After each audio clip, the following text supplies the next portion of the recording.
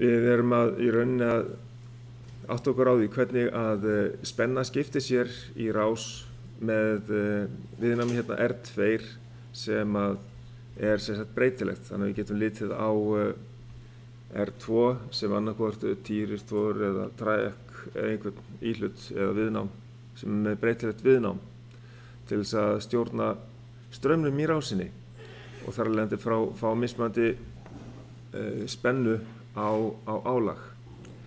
Sem sagt, þið eru ekki með þetta í höndunum en þið hafið aðgang að þessu sem sagt í efninu, á innunni.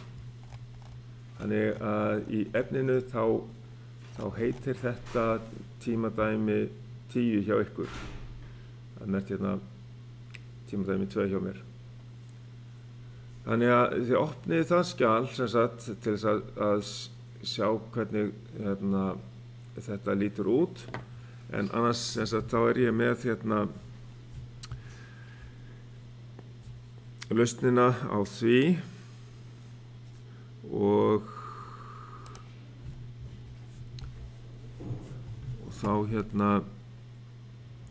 þá skiptist spennan sem sagt á milli þessara íhluta þannig að við erum með mismunandi viðnámsgildi í staðinn fyrir R2. Það er 0 fyrst.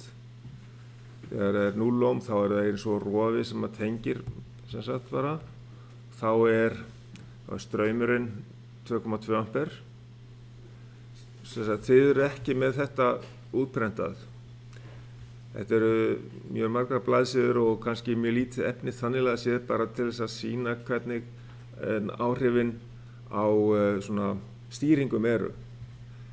Þær eru sagt, þannig að það er auka í rauninni viðnámi til þess að já, við getum hugsað okkur að þetta sé bara ljósdeyfir, að ef að viðnámið eykst, ef að íhluturinn klippir meira af reiðbylgjunni, þá minnkar straumurinn, hann er í rauninni að byggja upp viðnám.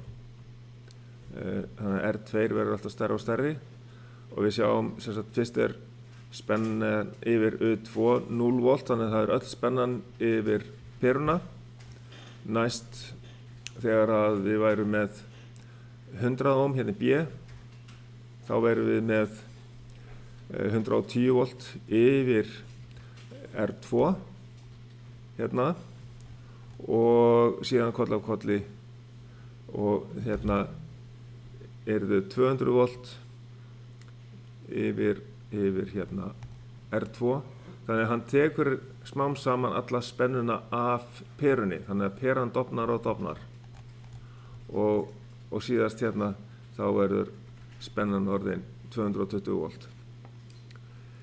Svo að hérna þá er þetta 4 megaohm sem sagt R2 orðið stórt og þá tekur það á sig alla spennuna. En hvernig gerist þetta sem sagt með rofan? Ef að rofinn er af, þá er öll spennan yfir hann, 220 volt. Þetta er eins og þess að týristor kannski sem að myndi aldrei fá neitt stýrimerki, þá gefur hann aldrei samband. Þá er öll spennan yfir týristorinn eða trækinn. En ef að rofinn er á, þá er engin spenna yfir rofan. Þið eru sammála þessu. Þetta er bara verið að sýna þessa 2 möguleika. Þegar rofinn er á, þá er náttúrulega kveikt á perunni, þá er engin spenna hér en öll spennan yfir peruna. Hvað hérna gerist ef að við erum með spennu sem er alltaf að kveikja og slökkva hérna? Þá er meðalspennan 110 volt með.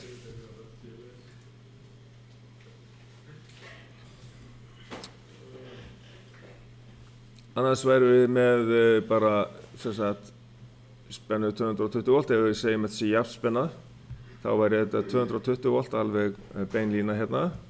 En ef við erum alltaf að slökkva og kveikja með rofanum, þá skiptist þannig að rofinn fær alla spennuna, þá er engin spenna á perunni, síðan kveikjum við með rofanum, þá fer hann 0 spenniður rofan en það kemur spenna á peruna og svo framvegis. Þannig að þau skipta með sér spennunni. Þetta bara eitthvað sem að kannski þið hafið gert ykkur grein fyrir að ef við slökkvum að rofa þá bara hverfur ekki spennan. Spennan fer öll yfir sjálfan rofan. Það sem mest viðnám í rásinni, þar spennan. Slökkt á rofanum, þá öll spennan yfir rofan.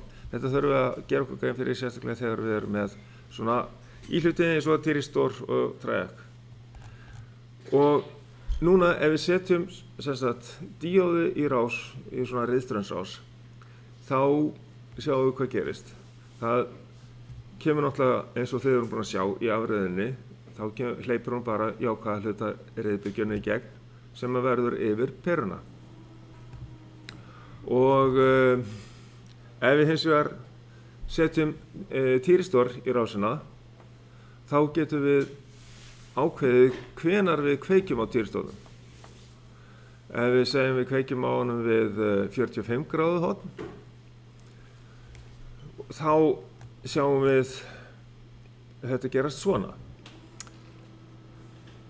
Það byrjar að byggjast upp spenna yfir týristorinn, svo þegar við gjöfum honum stýrimerki inn á stýriskautið, að þá fer spennan yfir týristorinn í 0 þegar hann leiðir. Þetta eins og við sáum með rofan, það fór í 0 volt þegar hann gefur samband. Þá fáum við restina af spennunni yfir peruna. Síðan í blaðinu sem við erum með, þá förum við að átta okkur á því hvaða aðferðir, og við þurfum að hafa formúlublað til þess að átta okkur á og hvaða formúlu við notum til þess að reikna út spennuna, meðalspennuna yfir álagið. Og í þessu tilfelli þá vorum við að segja ok, við kveikjum á týristornum eftir 2,5 millisekundur. Við munið að riðbylgjan í heildina 20 millisekundur. Þess vegna deilt með 20 af því að 360 gráður heil sveifla. Og til þess að bara umreikna þetta yfir í gráðufjölda, að þá tökum við tíman sinnum 360 gráður, deilum með 20 millisekundum til þess að breyta þessu bara yfir í gráður. Þetta kallað opnunarhorn. Og til þess síðan að reikna út meðalspennuna yfir álagið, í þessu tilfelli peruna, að þá notum við þessa formúlu hér og deilum með 2 vegna þess að við erum með bara 1 týristor í rásinni, og það þá hámarksgildið í rauninni, þetta virkagildið sinnum rótin af 2 eins og þið þekkið, og deilum með pi, og síðan margföldum við þennan sviga 1 plus kósinus af opnunarhorninu. Og þá fáum við spennuna sem yfir peruna, meðalgildi spennuna yfir peruna, 84,5 volt. Nú skulum við færa okkur yfir á blaðið sem ég lét ykkur fá. Það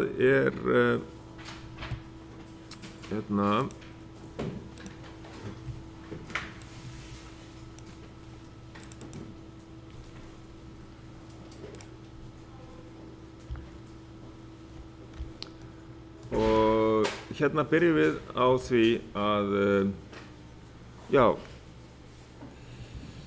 átta okkur á þetta tímastuðli á þessum þétti, því að í næstu æfingu þá erum við að fara að nota týristorinn í riðspennu. Þá setjum við hann upp í svona rás, þar sem við höfum 220 volta riðspennu, 50 riðsjáði bara venjulega spennu, fasaspennu og við erum með álag hérna og svo erum við með stýrirás og við erum með týristor til þess að stjórna því hversu bjart á perunni. Við erum með í rauninni dimmer hérna. En þetta er rauninni hálfbylgju afriðun, stýrð hálfbylgju afriðun, af því að við stjórnum því hvenær við kveikjum á honum. En skoðum hérna fyrsta dæmið.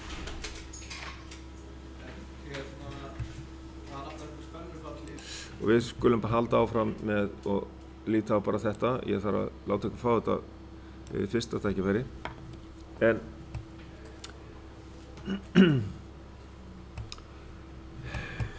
og sjá, aðeins að koma þessi í gang aftur hérna.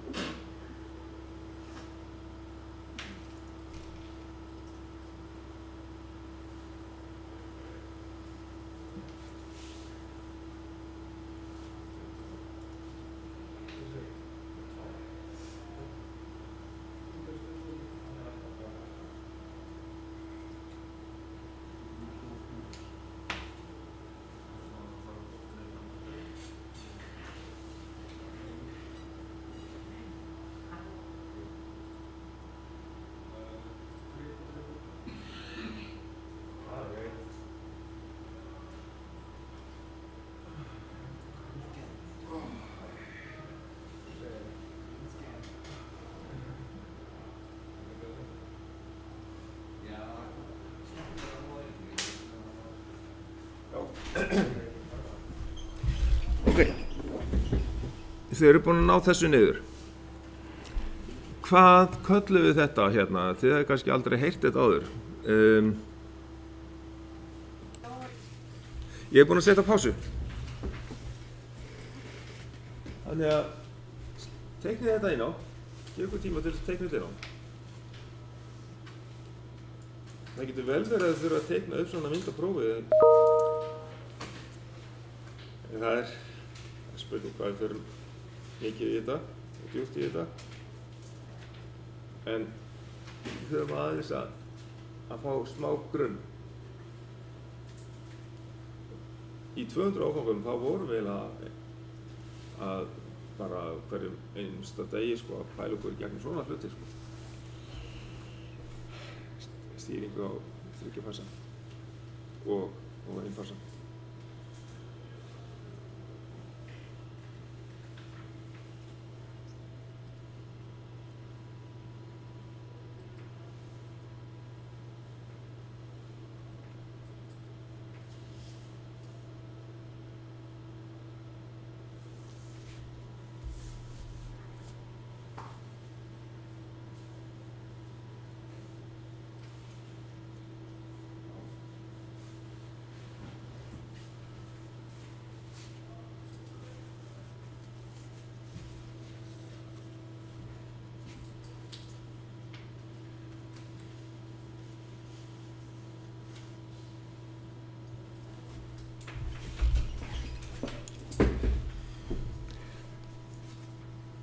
Ég þarf aðeins að opna hérna, aðeins að opna bókina.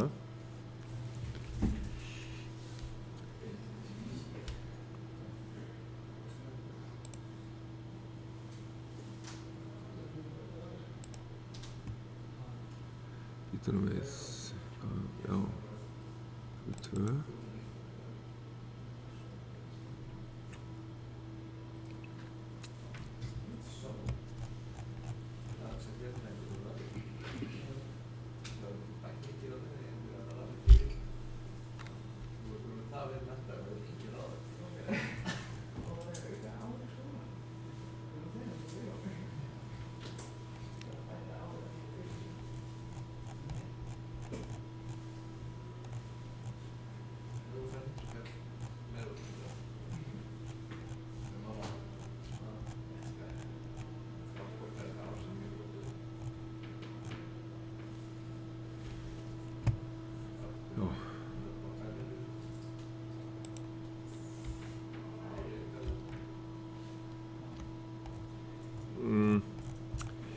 Já, þá er það þessi hérna. Þið voru búin að teikna þetta upp.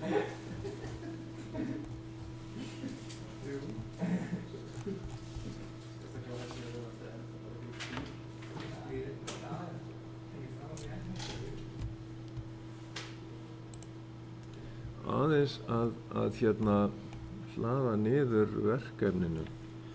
Hvað var það? 13. Verkefni 13. Verkefni 13.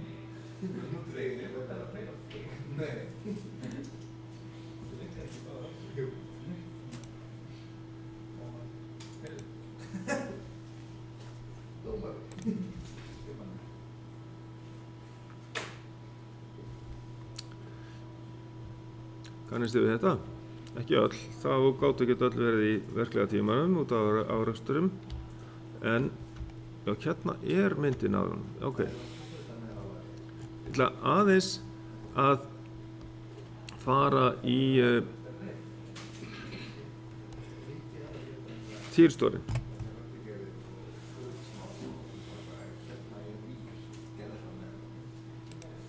Næst. Sjá.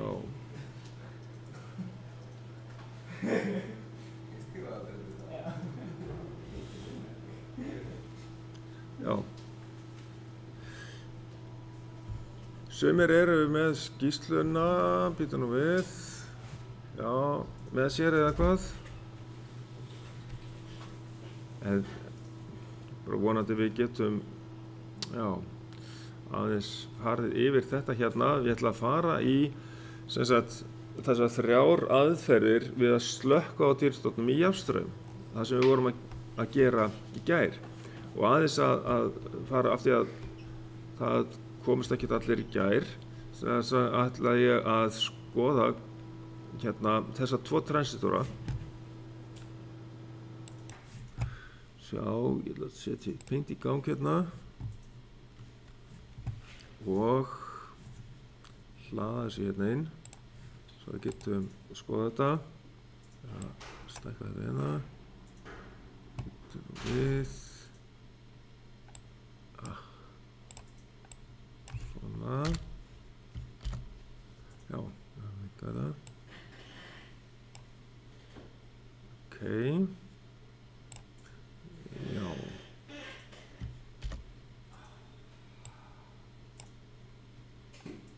Svona.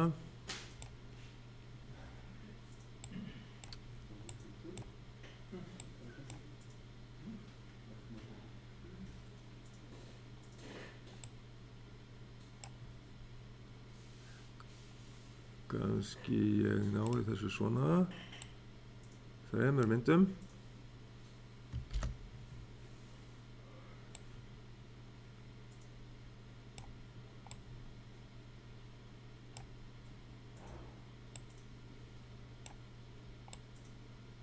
Svona. Ég ætla að reyna þetta hérna. Svona. Ok, þið sjáu þetta. Og aðeins hérna versnað.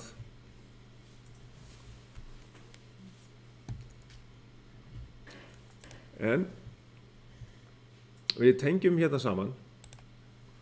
Og hérna, ef þið eru með skýrsluna þá getið þið gert þetta líka. Við tengjum saman hér, það var það sem við gerðum í verkefninu. Tengjum þessa slökkvi rás við. Já, skrítið. Já, heyrðu. Það er skrítið. Það verður líka skrítið á mér. Sjá. Já. Hvað er að gerast? Við prófum einhvern annan lit. Sést þetta? Ok. Akkur getur ekki að vera svart. Svona, tengið þetta þá saman hérna. Þekkið þetta. Já, býttu nú við. Svona. kemur ekki núna svart. Ó, núna verður svart. Tengið það hérna allt saman hérna, allt til að hafa rauða þarna plúsinn. Og tengjum hérna plúsinn. Og þegar við ræsum með S1, gefum samband hérna, svona, hann kemur inn, svona, þá opnum við fyrir aðaltýristofinn. Hann hleypir hérna í gegnum sig og peran lýsir. Þetta er ekki fljótt ljós á perunni. Peran lýsir. Og það þýðir það að þessi endi á perunni tengist niður í mínus og þá getum við sagt að þéttirinn, hann hleðst sem sagt með mínuspólinn hérna megin en plús hinum megin. Ég ætla að hafa svona fyrst, síðan ætla að hafa plús hérna megin. Svona, plús hérna megin. Hann hleðst upp með plús hægra megin. Þessi spenna hérna á þéttinum er tilbúin til þess að slökkva á aðaltýristofnum hérna, fyrir neðan. Það gerist þegar við kveikjum á slökkvi týristofnum. Ok, þá förum við í næstu mynd. Við erum búin að ræsa þennan hérna og sleppa þessum taka hérna S1. Og þéttirinn búin að hlaðast upp og hann hleðst hérna upp í gegnum peru hérna H2.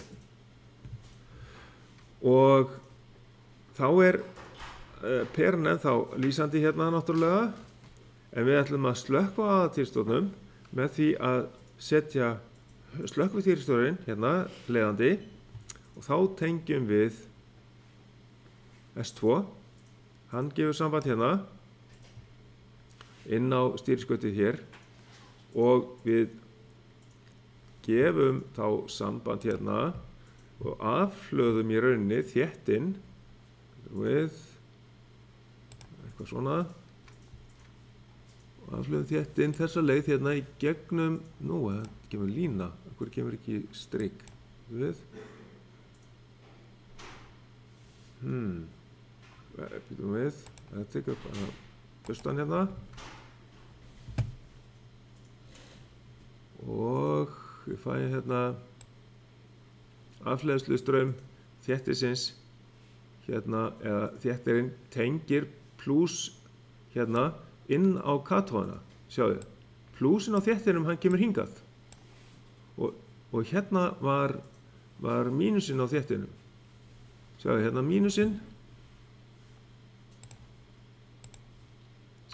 er hér og hann lendir hér. Sjáðu hvað gerist, að aðaltýristofinn hann fær öfuga pólun. Hvað gerist þá? Þá bara snarlega fer straumurinn niður fyrir haldstrauminn og hann fer að hindra eins og bara díóða. Hann lokar. Þetta er aðferðin með þessum slökkvitýristor og þessum þétti. Það er þéttir í rauninni sem að slekkur á honum, en slökkvitýristorinn gefur bara samband á þéttinum yfir á katóðuna á aðaltýristornum og slekkur á honum. Gefur honum öfuga pólun.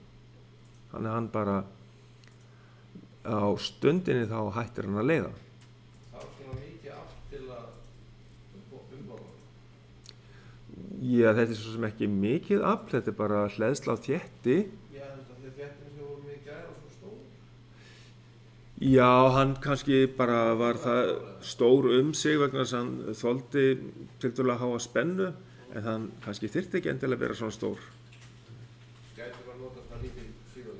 Já, en hann þarf að vera helst sem sagt ópólaður, skilur. Hann þarf að hlaðast upp í báðar áttir, já. Svo sjáum við, þegar við lokum þessum aðaltýristor hér, þá fer hinn slökkvitýristorinn, hann náttúrulega er leiðandi núna eftir þetta og þá lýsir hinn peran og hvað gerist þá með þéttin?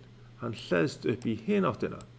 Peran lýsir og það þýðir það að C1 hann kemur með plús hér vegna þess að nú þetta ekki nógu góður plús, ég skil ekki okkur ég með samt lína hérna var ekki með þetta við jú, þetta nóg að hérna setja hérna plús á þéttin þess að það hann hleðst í gegnum peruna hérna sjáu þið